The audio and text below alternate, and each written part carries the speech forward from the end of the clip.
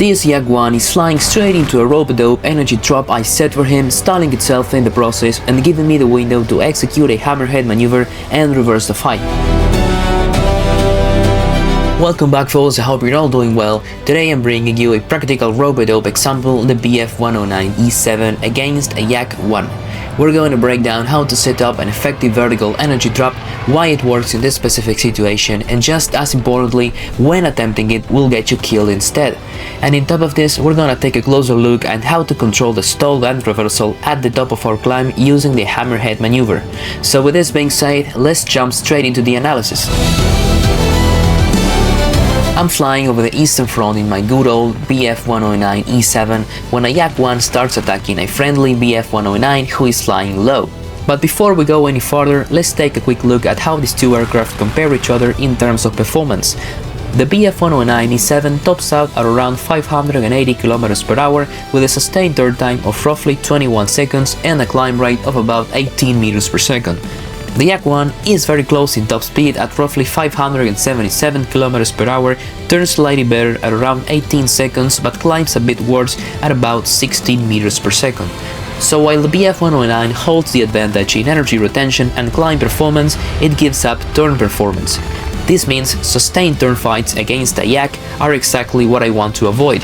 Instead, the correct approach here is vertical maneuvering and energy fighting, using my climb rate and energy advantage to force the Yak into mistakes rather than trying to outturn it. Eagle, my ally. Son of a brick, let's go into the vertical here. Cut throttle. Here I am diving up for a classic boom and zoom pass, keeping my speed high while looking for a firing window. As I reach the Yak's altitude, he reacts correctly and breaks away, denying the shot. Now take a look at this. The standard play here will be to disengage, go back up into the vertical and reset the boom and zoom for another pass. But instead, because I am covering well over 500 km per hour, I decide to trade some of that excess energy for an instantaneous turn, trying to cut inside the Yak's turn circle and hopefully force a snapshot.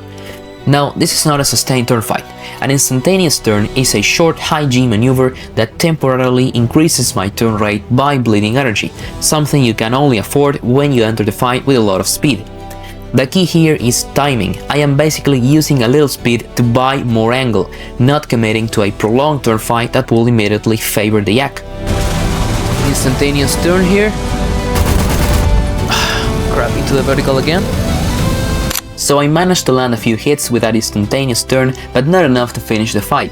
Now watch what happens next. After the engagement, the Yak starts rolling back in, trying to get onto my 6. At this point, the correct decision is to extend back into the vertical. I have already spent my excess energy in that previous instantaneous turn, and staying horizontal here any longer will only play into the Yak's strengths. Trying another instantaneous turn here will be a mistake. Without excess energy, that maneuver turns into a sustained turn fight, and that's exactly where the Yak wants to be. So instead of forcing it, I climb away, put the fight back onto the vertical, and buy myself the time and space to plan my next move.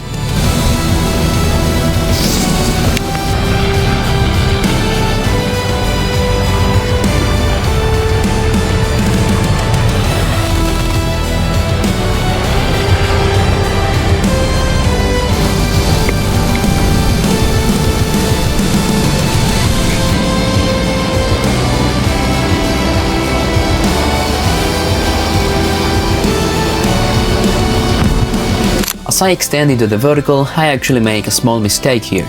Because of the Yak's camouflage and the blurriness of VR headset, I briefly lose sight of him and assume he stayed low, when in reality he followed me up the entire climb. So I transition here into what's called an unloaded dive, trading altitude back into speed as efficiently as possible. The Yak, on the other hand, has already spent a significant amount of energy trying to follow me up on the climb. And to position himself on my 6 again, he'll be forced into another tight turn, bleeding even more energy in the process.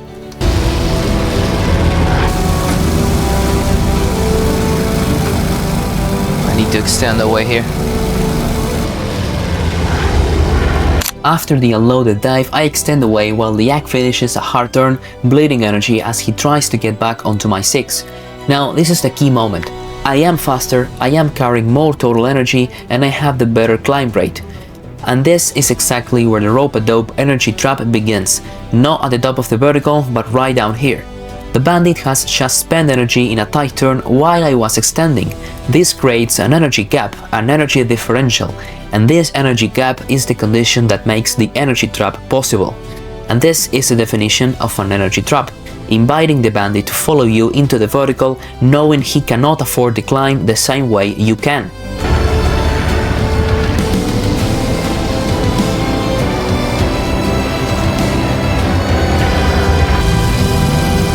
The yak is following me.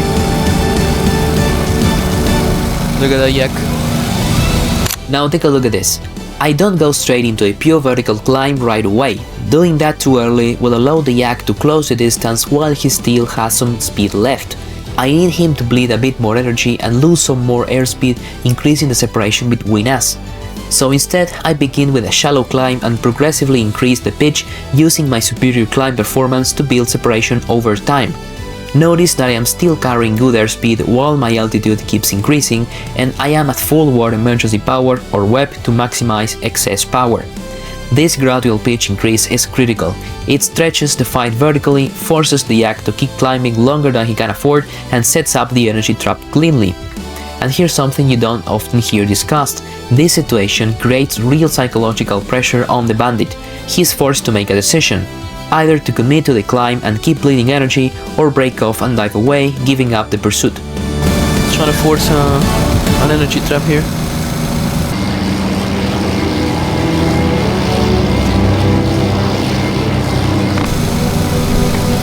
Now watch this carefully. As I approach the critical point of the vertical maneuver, my airspeed is dropping below 300 km per hour and I am getting too close to my stalled speed. At this stage, I begin deploying combat flaps, followed progressively by takeoff flaps. The goal here is not to climb higher, but to lower my effective stall speed and maintain control authority a little longer at high angle of attack. Used carefully, flaps allow me to stay in the vertical just a bit longer, maximize the maneuver and delay the stall without snapping or losing control. Check my speed. Gonna need some flaps here. Gonna need takeoff flaps too.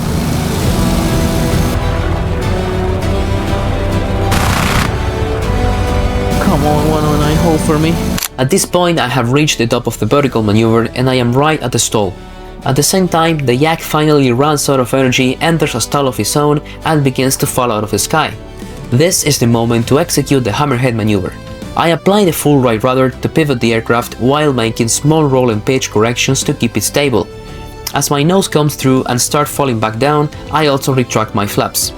The Hammerhead maneuver keeps the aircraft clean for the recovery, prevents excessive drag and allows me to come out of the maneuver smoothly, all of this without losing visual contact with the bandit, which is very important in any kind of energy trap. If you lose visual contact with the bandit, the trap itself collapses because you're no longer reacting to the bandit's energy state and you start to guess where it is and what is he doing instead. Now, retract flaps. Let's fall on top of this guy's head, look at this. Cut turtle. Oh, there you have it, freaking yak.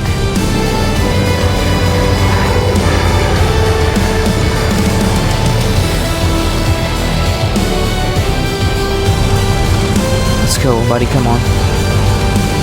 And now I am coming down behind the Yak 6 in a fully dominant offensive position. At this point, the fight is no longer about creating an advantage, it is about not giving it back. The immediate objective is to find a clean fire window for a snapshot while preserving positional control. From here, I have several valid options. The first is to attempt a snapshot using short control instantaneous turns like I did earlier to manage angle without committing to a sustained fight. The second option is to transition back into boom and zoom tactics, making repeated passes until a high probability shot presents itself. And the third and final option is to attempt another energy trap, although at this stage that choice carries more risk and requires very careful judgment. Come on, we got this. Come on, man. Yes, yes, line for me, line for me. Oh, yes. Oh, crap.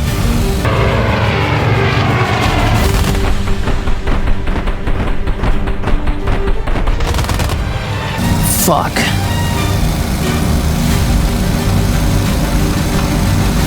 Reduce throttle here.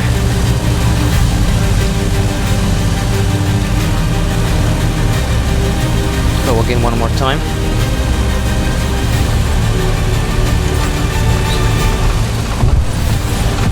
What? Just went into the ground?